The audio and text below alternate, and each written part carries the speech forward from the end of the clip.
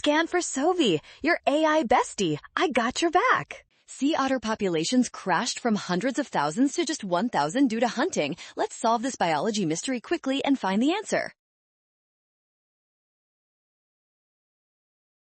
Between 1750 and 1850, the massive sea otter population was hunted down to a tiny fraction of its original size. This event represents a sudden and drastic reduction in numbers.